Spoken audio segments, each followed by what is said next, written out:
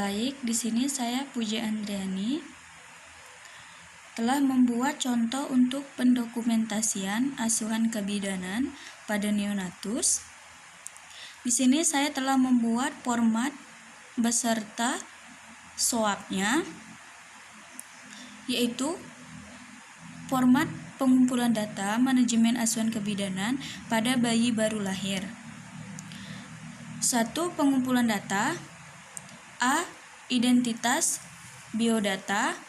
Pertama itu ada nama bayi Nyonya P, yang tujuannya untuk mengenal bayi. Kemudian umur atau tanggal lahir 6 Mei 2020 dan umurnya 6 jam. Jenis kelamin perempuan. Di sini bertujuan untuk memberitahu kepada ibu jenis kelamin anaknya serta untuk memvokasikan saat pemeriksaan genitalia. Di sini berat badan 3000 gram dan anak ke pertama, tujuannya untuk mengkaji terjadinya sibling rivalry. Kemudian ada biodata ibu dan ayah. Di sini biodata ibu, nama ibu Nyonya P, tujuannya untuk mengenal ibu. Kemudian umur 25 tahun. Tujuannya itu untuk mengetahui usia orang tua karena mempengaruhi dalam mengasuh dan merawat bayinya. Suku atau bangsa Melayu Indonesia. Tujuannya untuk mengetahui asal daerah atau bangsa karena sangat berpengaruh pada pola pikir mengenai tenaga kesehatan, pola nutrisi, dan adat istiadat yang dianut.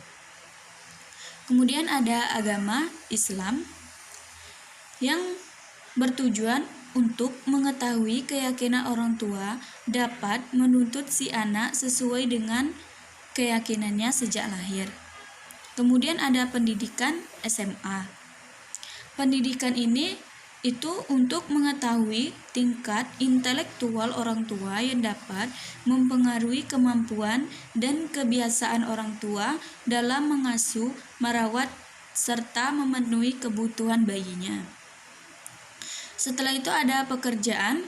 Pekerjaan di sini itu tujuannya untuk mengetahui status ekonomi seseorang dapat mempengaruhi pencapaian status gizi karena orang tua yang memiliki status gizi ekonomi yang tinggi dapat memberikan ASI yang berkualitas. Kemudian untuk alamat rumah, di sini Sungai Rengas, Batanghari, Jambi. Tujuannya untuk mempermudah tenaga kesehatan dalam melakukan kunjungan untuk perkembangan bayinya. Kemudian di sini juga ada biodata dari sang ayah, nama ayah Tuan W, umur 26 tahun, suku bangsa Melayu Indonesia, agama Islam, pendidikan sarjana S1, pekerjaan wirausaha, dan alamat rumah Sungai Rengas, Batanghari, Jambi. Kemudian B, data subjektif. Di data subjektif ada tanggal 6 Mei 2020 pukul 11.00 WIB. Pertama ada riwayat penyakit kehamilan. Ini bertujuan untuk mempengaruhi beberapa kejadian atau komplikasi pada saat mengandung bayi. Di sini ada perdarahan, tidak ada, preeklamsi tidak ada, eklamsi tidak ada, penyakit kelamin juga tidak ada. Kemudian kebiasaan waktu hamil. Di sini ada makanan seperti makanan yang aneh-aneh, seperti contohnya mengkonsumsi sabun untuk dimakan. Kemudian obat-obatan ini ialah obat-obatan terlarang seperti narkotika. Kemudian merokok tidak ada karena ini juga sangat mempengaruhi perkembangan si janin. Kemudian lain-lain tidak ada. Kemudian 3, ada riwayat persalinan sekarang. Ini tujuannya untuk menentukan tindakan segera yang dilakukan pada saat bayi baru lahir. Tempat persalinan klinik bersalin Yusra. ditolong oleh bidan dan mahasiswa jenis persalinan spontan. Kemudian lama persalinan itu ada kala 1 jam 30 menit, kala 2 20 menit, kala 3 5 menit, kala 4 2 jam. Komplikasi kelainan dalam persalinan untuk ibu tidak ada dan bayi tidak ada. Kemudian ketuban normalnya itu jernih dan jika yang tidak normal itu keruh dan berbau. Kemudian keadaan bayi baru lahir, Apgar skornya 8/9. Ini untuk tabel penilaian Apgar skor.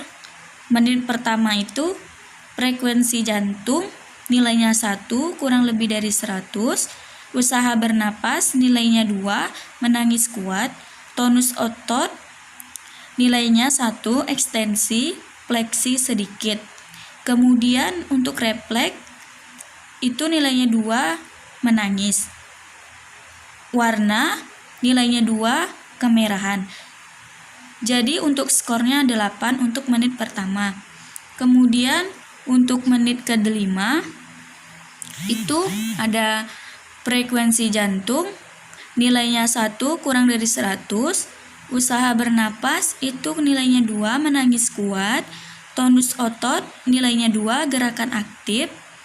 Kemudian refleks itu nilainya 2, menangis. Warna nilainya 2, kemerahan. Jadi skornya 9 untuk menit ke-5. Kemudian untuk resusitasi ada penghisapan lendir ada, ambu tidak ada, massasi jantung tidak ada, oksigen tidak ada, dan terapi juga tidak ada. Kemudian untuk data C yaitu data objektif, yaitu keadaan umum baik, tanda-tanda vital, suhu 37 derajat Celcius, pernapasan 55 kali per menit, nadi 130 kali per menit. Kemudian ada pemeriksaan antropometri, yaitu berat badan 3000 gram, panjang badan 49 cm, lingkar kepala 34 cm, lingkar dada 11 cm, dan lingkar dada 35 cm dan lingkar lengan atas 11 cm. Kemudian ada pemeriksaan fisik secara sistematis. Pertama itu ada kepala normal, tidak ada molase, tidak ada caput, sechedenium, dan cepal hematoma. Untuk ubun-ubun datar, tidak ada kelainan. Muka tidak ada udem dan tidak pucat. Untuk mata, kedua bola mata ada, simetris kiri dan kanan, dan tidak ada tanda-tanda infeksi. Telinga simetris kiri dan kanan, daun telinga ada. Untuk mulut, tidak ada labio ataupun platoskisis. Lidah ada. Hidung lobang dan sekat rongga ada. Leher tidak ada pembengkakan kelenjar limfe dan tidak ada kelenjar getah bening. Untuk dada simetris kiri dan kanan, puting susu ada, tarikan dada saat bernapas tidak ada. Kemudian tali pusat tidak ada tanda-tanda infeksi. Punggung tidak ada pembengkakan dan cekungan. Ekstremitas ukuran sesuai porsi tubuh, gerakan aktif, tidak ada polidaktili dan sidaktili. Untuk genitalia tidak ada kelainan, labia mayora ada, labia minora ada. Labia mayora telah menutupi labia minora, lubang uretra dan vagina ada. Kemudian anus, lubang anus ada. Yang keempat itu ada pemeriksaan refleks. Pertama itu moro ada, yaitu refleks terkejut. Ruting ada, yaitu refleks menyentuh pinggir mulut bayi. Saskling ada, yaitu refleks menghisap. Kemudian ada swallowing ada, yaitu refleks menelan benda yang ada di sekitarnya. Kemudian tonic neck ada, yaitu refleks bayi mengangkat kepalanya. Kemudian ada grasping ada, itu adalah refleks menggenggam. Kemudian ada walking ada, yaitu refleks kaki mengayuh. Kemudian baby skate itu ada, itu refleks pada saat kita menyentit telapak kaki bayi, bayi menangis. Kemudian untuk kelima itu eliminasi, buang air kecil ada dan buang air besar ada.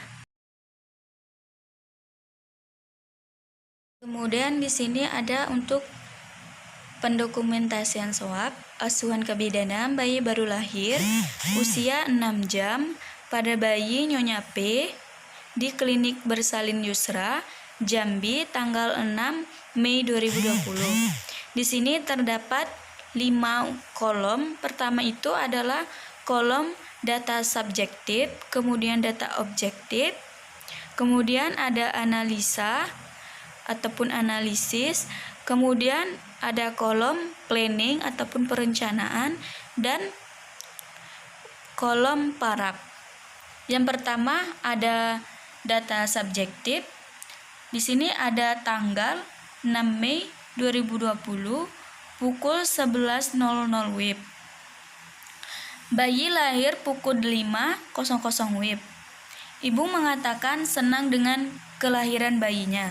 Kemudian data objektif ini didapat dari hasil pemeriksaan.